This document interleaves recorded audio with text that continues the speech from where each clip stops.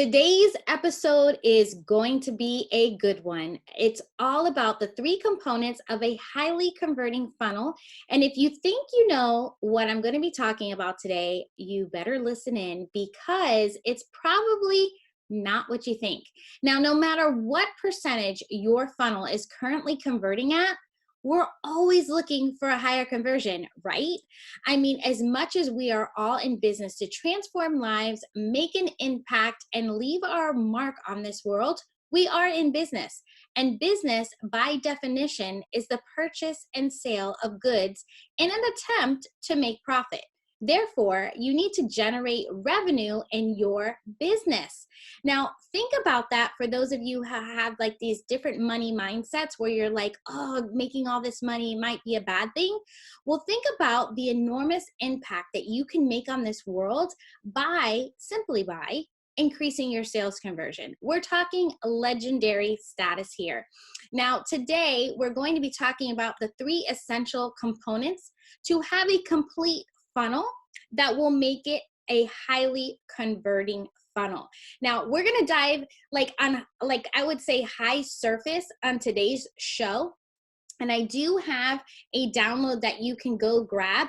If you go to themichellefernandez.com/3, you can grab this download, which will have a diagram of everything that we're talking about and kind of dive in just a little bit deeper than what we're talking about today. So if you're a more visual person or want to follow along, please head over to themichellefernandez.com/3 in order to download your guide and follow along. All right, so the three components are actually three different funnels. What? Did I just blow your mind? Okay, so what I've discovered over the years is that most people either don't have all three in place, working properly, or working in harmony. And I can pretty much guarantee that you fall into one of those categories. And that could be why your offer is not converting as high as you'd like. Now, before we dive in, let's get into the basic structure of what a marketing funnel is. A marketing funnel is a way to attract leads into your business, taking the prospect through a marketing sequence to build like and trust, and then turn them into a customer. Now, for a minute, picture a funnel, like a plastic funnel that you're using to channel some liquid or some other fine-grained substance into a smaller container. You know what I'm talking about. It's like wide at the top, super narrow at the bottom. Some of you might have even used one in college. I just used one the other day when I was putting some hand soap into a pretty soap dispenser in my bathroom. Now, I could have attempted to pour it all in from one bottle to the other, but you know what kind of hot mess that makes, right? So most of the time, we're using the funnel to bring in people who have never even heard of us or our brand, and we call that cold traffic. And other times, the funnels target existing customers or existing, I would say, prospects to build loyalty and create repeat customers. So basically, the funnel is you're taking this prospect or customer on a journey with you. They start out at cold at the wider part of the funnel, and the idea is to get like more and more people, the largest group of potential customers, to become aware of your brand. They get to know who you are and what you're about at the top of this funnel, right? Then they start getting warm as they move into the middle of the funnel, where they're learning more about you and what you have to offer, and decide if they want to engage with you and your content, and consider if they want to dive deeper with you. And this is usually where they make the decision to exchange their email for a piece of value that you have to offer, or maybe spend some time with you, like on a webinar or in a challenge, right? Then, as they move down towards the narrowest part of the funnel, they are now hot. The goal here is to have less people because they've already been pre-qualified on their journey. Each part of the funnel, the potential customer is deciding if they want to continue on the journey with you. Now, if you're scrolling through your newsfeed and come across someone you've never heard of, right, and they're on video, you can pretty quickly decide if you're going to continue watching or continue scrolling, right? That's when you're starting this pre-qualification, right? Same thing with your middle of the funnel. If you haven't made a connection, let's say you watch that first video with them and you're like, oh, I kind of like this chick, and then as you're going through and you're getting more exposure to them, and you're like, oh, I haven't made a connection with that person or resonated with their content, then you're not going to opt in, right, for that PDF, and you're definitely not going to sign up to participate in a challenge with them. By the time your prospect or potential customer gets to the bottom of the funnel, they should be a fully qualified lead that knows who you are, what you're about, and is interested in what you have to offer. They're aware of your product or service and has already considered how your product will benefit them. Now, a marketing funnel is so powerful and everyone uses them. I don't want to say since the beginning of the time, but pretty much we've optimized it, right? We're talking from car dealers to department stores, digital products. We all use them. And I will tell you, there are a few people that I followed in the past that have this funnel system down so well that I didn't even know what they had to offer. And I was like, whatever they're selling, I'm buying. I didn't even know what their product was, but I knew I liked her.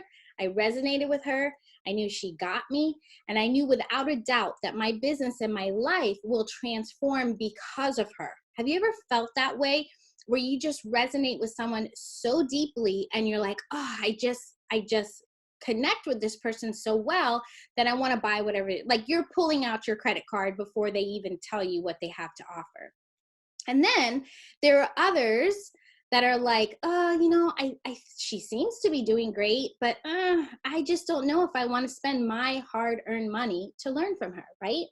Well, that's just you or me going through their funnel.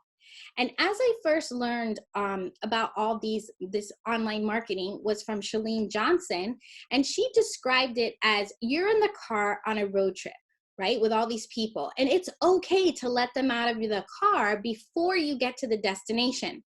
And a lot of times, especially when you're first starting out, entrepreneurs feel like, I want to serve everyone.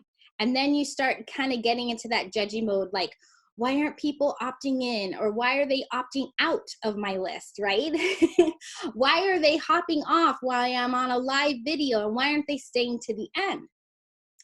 It's something that you have to put in your mind and in your head that it's okay, because you need to think like, would I rather have followers that sometimes show up to watch my content or purchase and then end up requesting a refund, or would I rather have raving fans that would travel across the whole entire world to see you, who would who want to give you their money and you haven't even offered them anything to buy yet, right?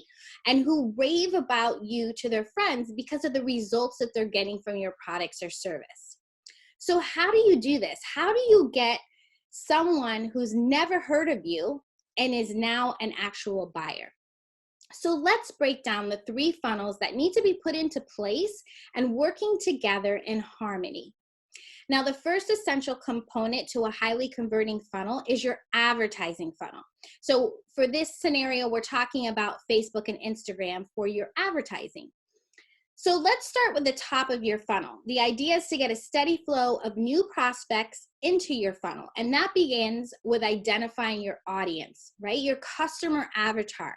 Then identify their problem and offer a solution to that problem.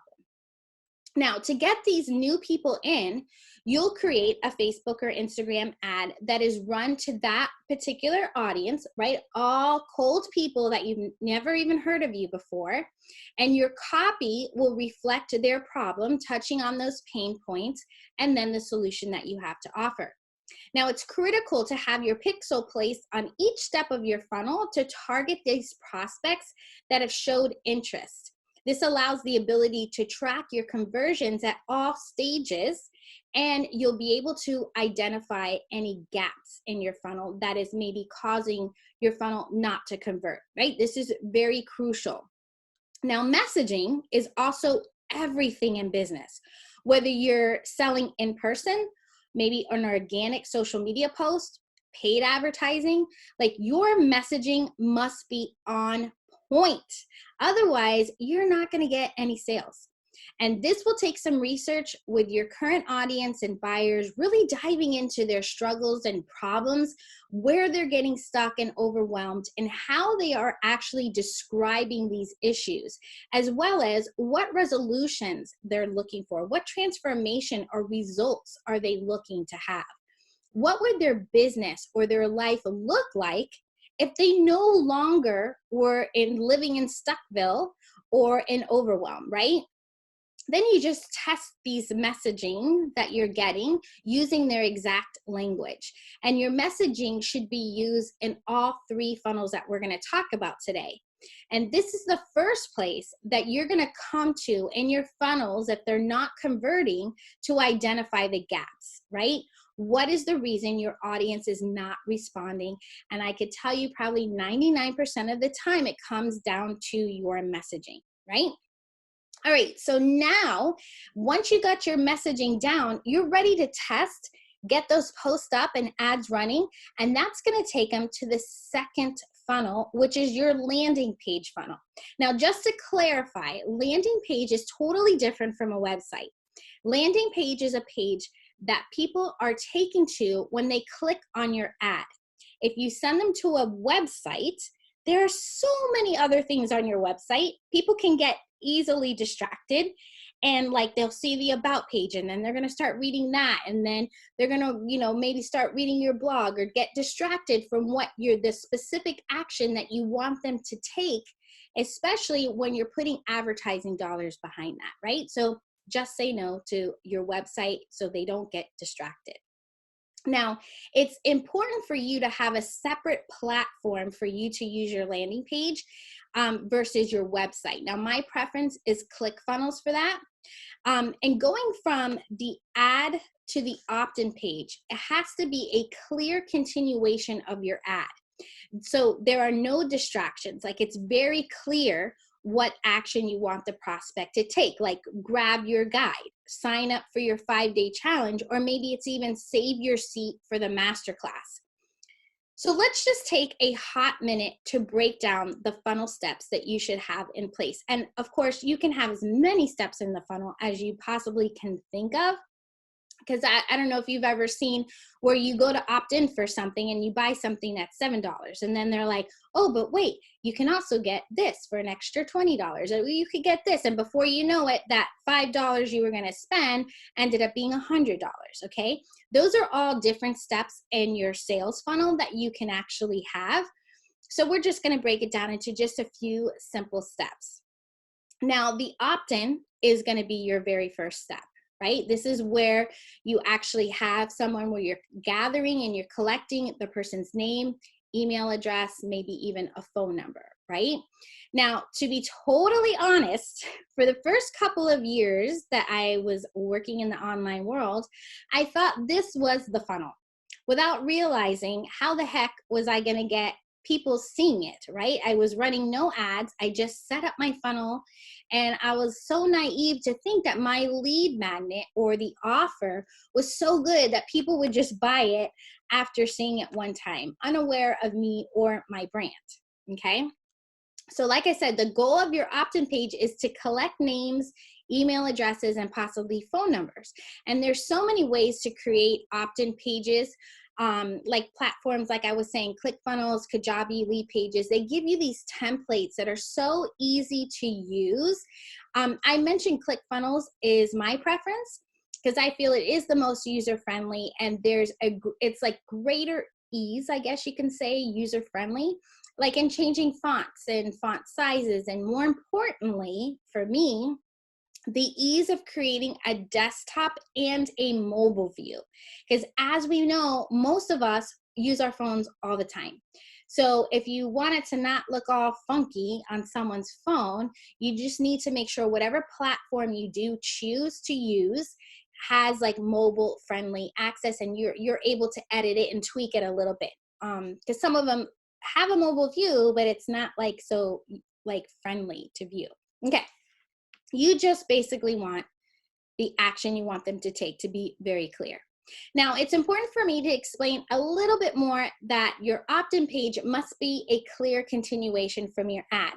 So what I mean by this is that if your ad is talking about setting goals and they get to an opt-in page and you're inviting them to a masterclass about list building, then they're going to be like, wait a minute, I wasn't here. Like, I didn't want that. Like, I was here for goal setting. So what happens is they X out of the page and the prospect didn't convert. Another way is to make sure it's a clear continuation from your ad is to use the same image or copy, possibly the same colors. You don't want them to see your ad with a picture of you and then get to the opt-in page and see some dude on there. They're going to be like, wait, did I click on the right thing? Right? It's just super confusing to the prospect, and it creates a disconnect. And the first thing they're going to do is just opt out and move away. So your opt-in page, just to recap, should definitely be a clear continuation of your ad. State the solution to the problem that they're having.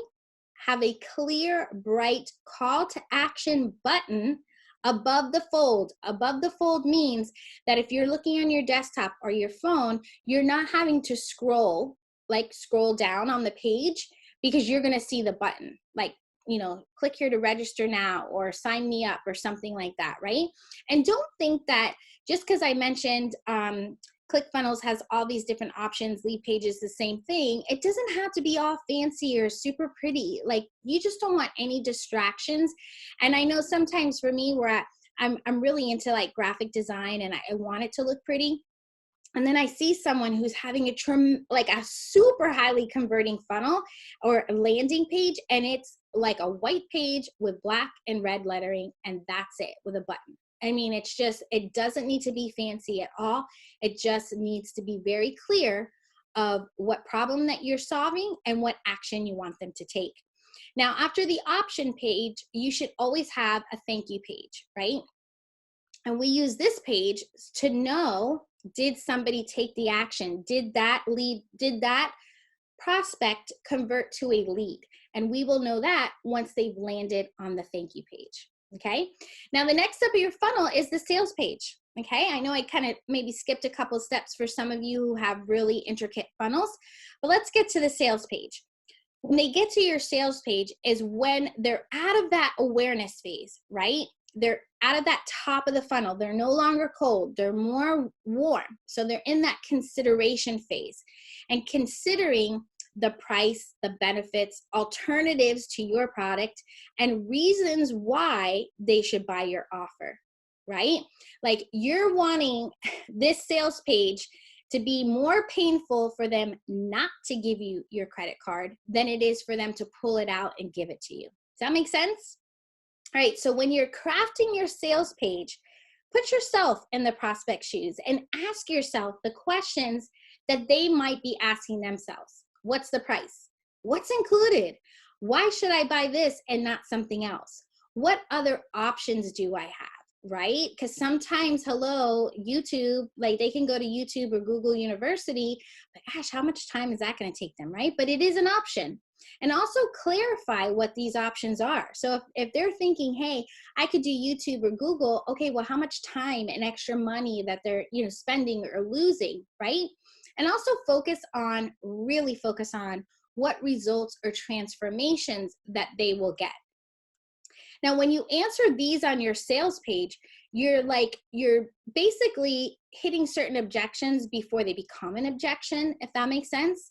So make sure that your sales page specify what's included, why they need it, and what other options are, and why they're not as good as yours. So your sales page can be as long or as short as you want to make it, right? Just make sure you include these elements. A compelling headline. Identify what their problem is and the solution that you're going to be providing. And we'll dive into creating converting headlines on another episode, because this is like make or break in your business, really. And it's really with everything, no matter what you're doing, whether it be an actual headline on a sales page, it could be on your social media post where you want them to stop their scroll and pay attention. It could be bullet points on your sales page or some other items. On your emails, we could go on and on with how important it is to have a compelling headline, okay? So if you have a great headline that grabs someone's attention, your prospect will continue reading on. Now, you want to get their attention by pinpointing the pain points. Like, does this sound familiar? Like, when you say, oh, like kind of like, are you this? Does this happen to you? You want to be like, does this sound familiar scenarios? Get them to identify with a problem. Like, oh yeah, I do have that problem. Or, oh yeah, I do struggle with that, right? And then next, you're going to show them the benefits by future gazing. Like, you want to have the prospect look into their future and visualize how life will be once they have this problem solved. Like, you're getting your prospect excited for their new crazy cool business and crazy cool life. And that's when you introduce your product. How your product solves the problem and how it's going to get them the benefits you've already addressed, which will lead into your value stack. And the value stack is basically you're specifying what they get for the price they pay. Now, just as an idea, instead of clicking onto your order form, if you have a higher ticket offer like a mastermind, you may want that next step to be is to book a call with a salesperson or for you or someone else on your team, but you still want to tell them what they'll be getting as part of the program. But however, sometimes you may not want to state the price, right? Maybe you give like a roundabout type of thing, but you definitely want it to be more higher touch because it's higher value. All right, then you should always overcome objections. Now, the most common ones are time or the lack thereof, right? No one ever has enough time. Everybody's super busy, but kind of like, if not now, then when, right? Money or the lack thereof. I don't have enough money. Can I afford this? What's going to be my return? If I put this investment, am I going to get my investment back? And then self-belief or the lack thereof. Can I do this? Like, well, she can do it, but I don't really know if I can. And you notice how all three I said lack, lack, lack. A lot of people come from a place of lack, stuck, or overwhelm. So you want to make sure you address it before it becomes an objection. So if you're addressing these objections, at least these three most common ones, and if you've been doing a really good job in your messaging, listening to your current customers or your followers and what their objections are, what their struggles are, then you're going to be really good and you'll be able to nail this, that it will be a no-brainer when it comes to seeing your offer, okay? Now, of course, your landing page will also have, your landing page funnel will also have an order form and a confirmation page. And on each of these steps, you're going to put your pixel so we can track it, right? We can identify those gaps to make sure it's a highly converting funnel. Then the third component is your email funnel. Now, my preference is ConvertKit or ActiveCampaign, and there are a ton of others, some not as sophisticated as others, but you definitely want to choose a CRM that has the ability to track or set a goal, and we'll get into that in just a few. So the reason why you're collecting the data from your opt-in is because you're going to use this information for your email funnel, right? I don't want to say obvi because that may not be obvious to most people, because some people just think, okay, I have my ad. This happens because some of my customers come to me. They're like, okay, I have my ad, and then I have my my funnel done, right? In Kajabi, let's just say I have my funnel and this, and okay, I'm good. I'm like, well, what about an email sequence? Well, I haven't done that part yet, or that's not important. I don't want to be sending emails out, right? Well, emails, as we all know, is gold, right? Because if for whatever reason we don't have access to Facebook or Instagram and we don't have these connections, we need their email to be able to nurture our people, to be able to communicate with our prospects, with our customers, so right? So if your prospect is not ready to make a decision to get to the end of your funnel, which ultimately is becoming a buyer, right? Ultimately, it's getting to your offer and buying your offer. Your email funnel is going to nurture them until they're ready to make that purchase or to book that call or to whatever you want them to do at the end of your funnel.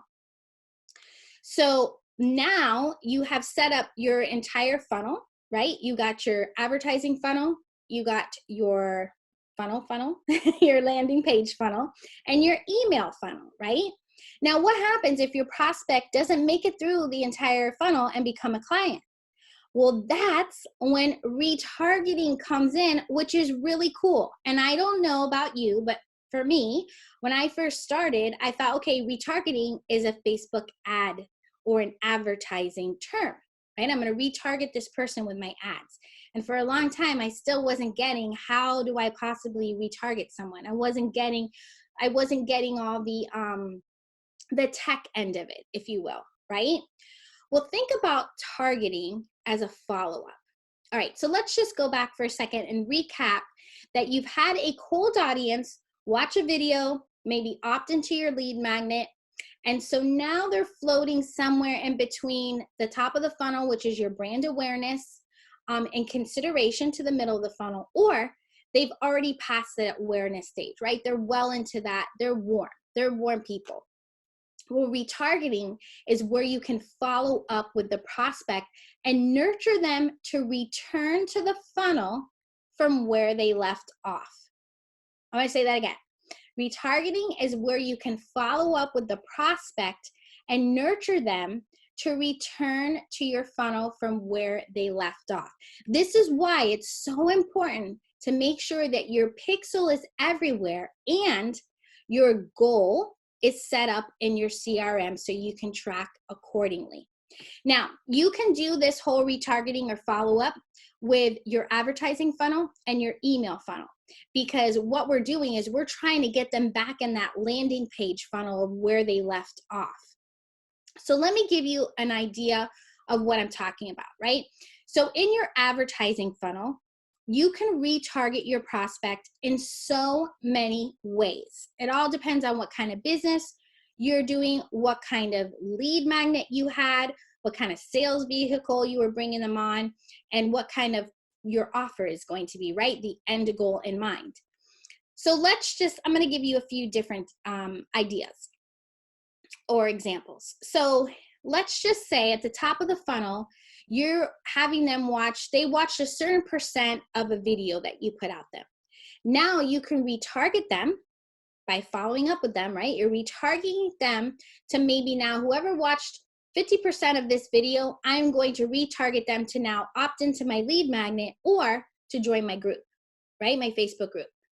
Let's say they opted into your lead magnet, but they didn't purchase a tripwire, right? Because you had a tripwire in that landing page funnel. Well, now you go in and then you're like, hey, I saw you grab this, why don't you grab this $7 offer? Maybe they saw your webinar page, the registration page, but they didn't sign up. Well, now I can retarget them to get them to sign up. Same thing if they saw your sales page and didn't buy. So there's a number of ways to retarget with your Facebook and Instagram advertising that it's like super crazy pants, okay? So now in your email funnel, if you're super serious about your business and growing a thriving business, I would seriously consider a more sophisticated CRM that allows you to set goals for your subscriber. Meaning, once the customer purchases, signs up for a webinar, or whatever action you want them to take, the email sequence stops. Now, I know you're going to understand this when I say this. Have you ever signed up for something? Let's say you went on that journey. You signed up for the challenge, then you went through the challenge and you ended up buying whatever their offer was at the end of the 5 days. But now you're getting all these emails that say, hey, you attended the challenge. Thanks so much. Consider buying.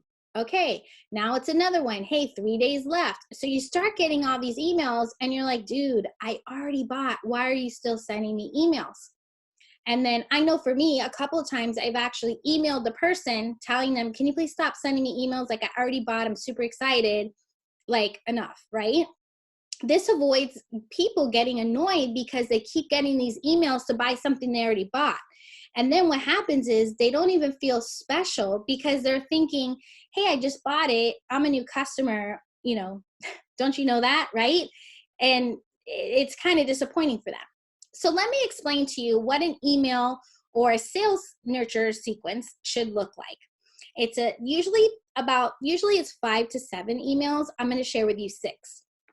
So the first one is the delivery of the actual lead magnet or confirmation, let's say that they registered for the webinar. And then what you do is you say, okay, here it is, here's what you delivered, here's what you asked for, and here it is delivered, right? The second email is value, anything value that can help them grow their business. So is it a tip or a how-to? Now, you always want to make sure you include the call to action as well to, let's say, book a call or to view the sales page, whatever it is. If it was a lead magnet with a tripwire, the call to action would be the tripwire, right? Then the third email would be basically what they call direct response. So this basically is like, okay, this is the third email in. I'm going to be pretty forward and direct with you and really reiterate the problems that you have, dig in on the pain point a little bit, and be very clear on the call to action that you want them to buy, right? Email 4 would be a testimonial or a case study, something that builds credibility for you. Maybe even have a separate testimonial page, and both on the email and the testimonial page should definitely have a clear call to action to purchase to your offer, right? Now, by email number 5, you're like, okay, this is the 5th email that they're getting from me. Let me not be so direct and just offer more free value, right? Then your last email, email number 6, is going to create this urgency, like last chance, right? Create a new sense of urgency. Maybe offer a discount. There's only a few spots left. Maybe you have a timer on it.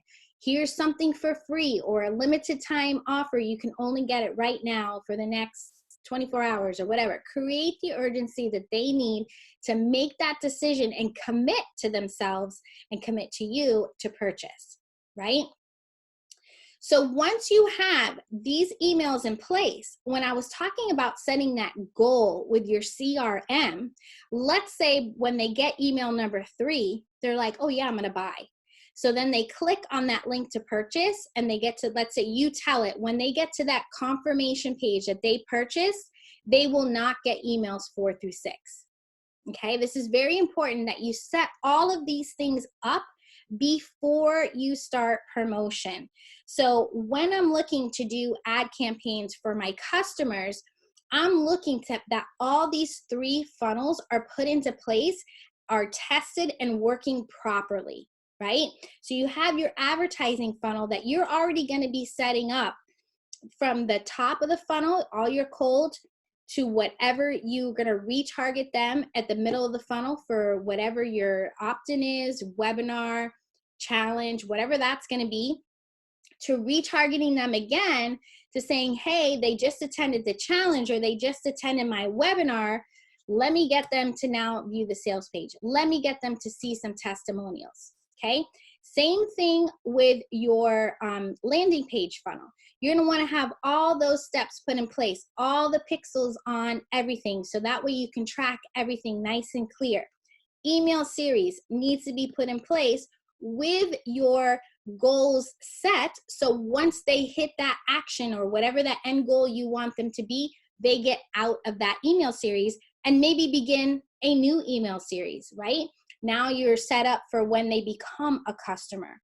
It is so important that once you have these 3 funnels in place, you can evaluate and see where the gaps are to optimize each step of each part of the funnel to get a higher conversion.